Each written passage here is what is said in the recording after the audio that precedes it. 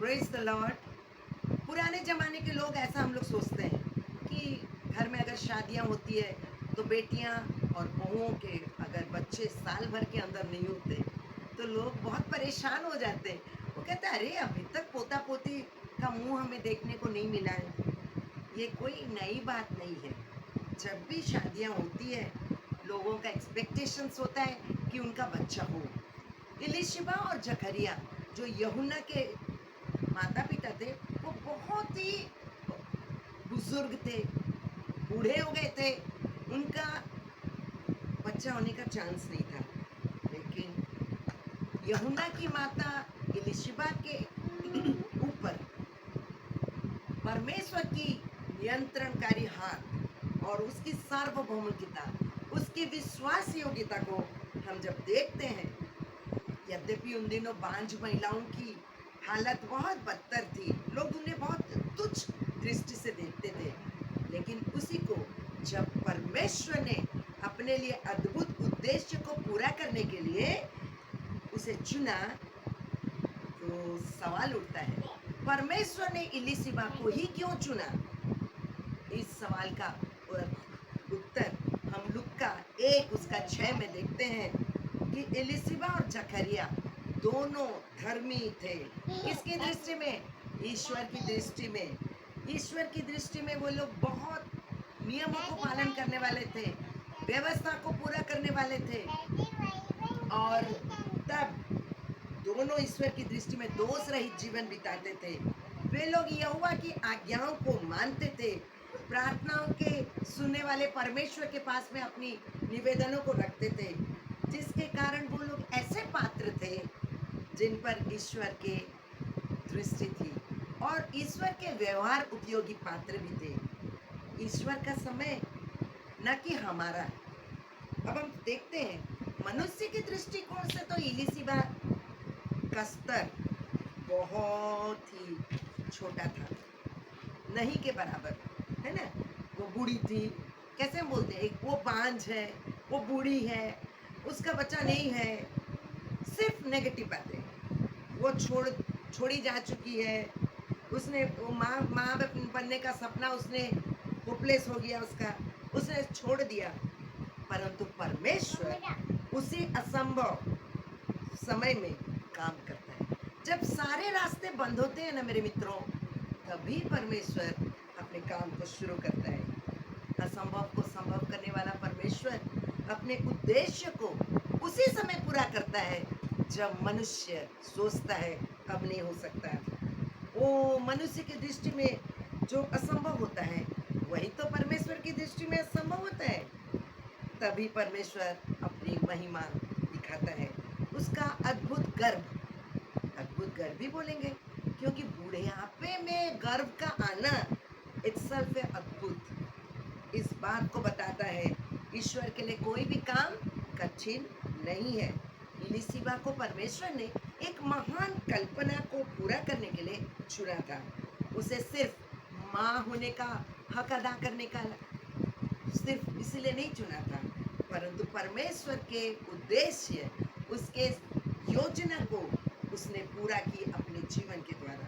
प्रभु यीशु मसीह का आगमन से पहले 6 महीना पहले यूहन्ना बपतिस्मा देने वाला, उसको परमेश्वर की ओर से मार्ग तैयार करने वाला, जंगल में एक ऊंचे स्वर वाला शब्द, उसे यशाया 40 उसका 3 में हम देखते हैं, वो भविष्यवाणी जो प्रभु यीशु मसीह के आने से पहले पूरा होती है।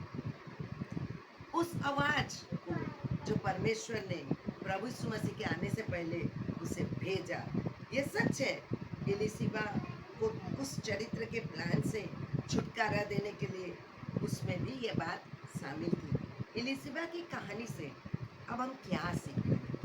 कई बार हम कहानी तो सुनते हैं, पर हम उससे क्या सीखते हैं?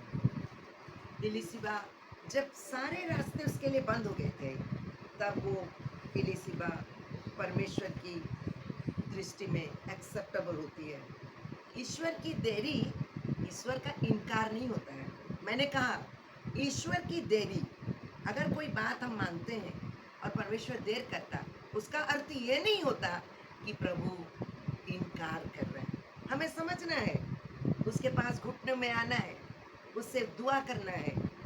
एलिसबा बहुत साल अपने जीवन में बच्चे का इंतजार करती रही। उसने निराशा में बहुत समय काटे होंगे। वो बहुत निराश थी। ईश्वर को एक सिद्ध समय होता है। उस आश्चर्य कर्म को पूरा करने के लिए उनका तय किया हुआ समय होता है। यदि आज आप किसी ऐसे विषय के लिए वेट कर रहे हैं, निराश मत होना, बिल्कुल हताश न होना। याद रखिए, हमेशा उस उत्तम और सिद्ध परमेश्वर पर भरोसा रखिए, जो विश्वास योग्यता के साथ में आपके लिए उसने तैयार किया है। परमेश्वर हमसे थोड़ी सी अपेक्षा करता है, वो ये है, परमेश्वर जानता है समाज हमारे ऊपर में अलग दृष्टि रखता है, हमें ओवरलुक करता है। इलिसिबा बांस थी और वो एज में बहुत बूढ़ी थी, फिर भी परमेश्वर ने उसे ही क्यों चुना? क्योंकि जहाँ कोई काम नहीं कर सकता, वहाँ परमेश्वर काम करता है। यह बात इस बात को दर्शाता है, हमारी कमजोरी और विपरीत परिस्थिति में भी वो कार्यरत है। He can do anything at any situation, और हर परिस्थिति को अपने नियंत्रण में वो ले आता है।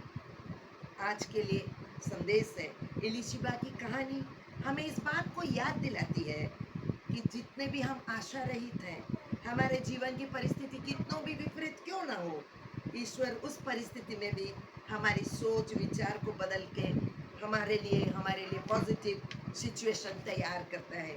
चाहे आज आप बहुत बूढ़े हों, या फिर आज आपके जीवन में आप हताश हैं, निराश हैं, आप बोल रहे नहीं हमारे लिए होगा नहीं, कौन करेगा हमारे लिए काम, ऐसा सोच रहे हैं, महसूस कर रहे हैं बहुत कमजोर और टूटे हुए से, यह कहानी एलिसबा की हमें याद दिलाती ईश्वर की सामर्थ कमजोरी में भी बढ़ चढ़ कर काम करता है, क्योंकि कार्य करने वाला परमेश्वर है। दूसरा कुरिन्थियों उसका 12 उसका 9 में कहता है, वो हमें चुनता है, उसकी योजना को हमारे जीवन में पूरा होने देता है।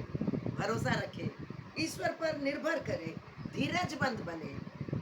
जैसे इलिसिबा ने अपने कोख के बारे में, जैसे भविष्यद्वक्ताओं को पहले से बोला गया और वो भविष्यद्वक्ता उनकी बातों को परमेश्वर पूरा किया। इलिसिबा के इस बुढ़ापे में बच्चे को देकर उद्धारकर्ता से पहले वो रास्ते को तैयार करता है। परमेश्वर ने इलिसिबा के कोख को इस्तेमाल किया।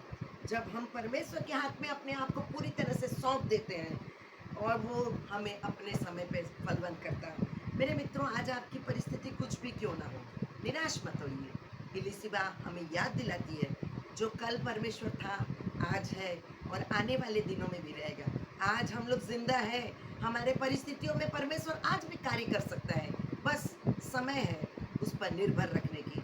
इधर उधर की बात, डॉक्टर ने कहा कि आपके लिए नहीं हो सकता, डॉक्टर ने कहा ये रिपोर्ट बदल नहीं सकता, पर परमेश्वर रिपोर्ट्स को भी बदल सकता है, मरे हुए को जिला सकता है और मरे हुए कोख में बच्चा दे सकता है, क्योंकि वो सर्वशक्तिमान सर्वोच्च परमेश्वर, उसकी सार्वभौमिकता को हम पूरे कायनात में देखते हैं, पूरे सृष्टि में देखते हैं।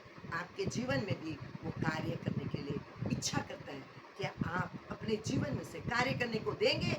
यदि हाँ, इस वीडियो को बहुतों के साथ शेयर करिए और देखिए, जैसे आप दुखी और निराश हैं, वो परमेश्वर आपके जीवन में कार्य करेगा।